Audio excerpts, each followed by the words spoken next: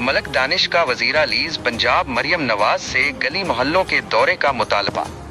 लाहौर। मलिक दानिश ने लाहौर में एक प्रेस कॉन्फ्रेंस के दौरान वजीर अलीज पंजाब मरियम नवाज से सड़कों के बजाय गली मोहल्लों का दौरा करने की अपील की है।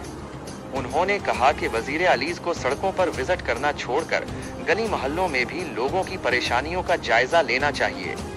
मलिक दानिश ने निशानदही की कि गलियों में बारिश का पानी खड़ा है, जिससे शहरियों को शदीद मुश्किलात का सामना है।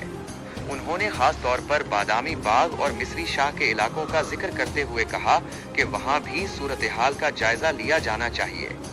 प्रेस कॉन्फ्रेंस में लारी अड्डा के करीब पेश आने वाले एक अफसोसनाक वाक़े का भी हवाला दिया गया, जहां कुछ दिन पहले पानी खड़ा होने की वजह से एक बच्चा करंट लगने से जाँ बहक हो गया था।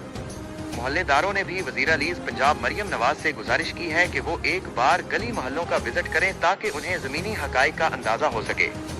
मलिक दानिश ने वजीर अलीज से दरख्वास्त की कि उन्हें बहुत सी मुश्किलात का सामना करना पड़ रहा है और कुछ इलाकों में बारिशों की वजह से गैस और पानी की फराहमी भी मुतासिर है। उन्होंने उम्मीद जाहिर की कि वजीर अलीज इन मसाइल का नोटिस लेंगी और गली मोहल्लों के लोगों की मुश्किलात को दूर करने के लिए इकदामात करेंगी।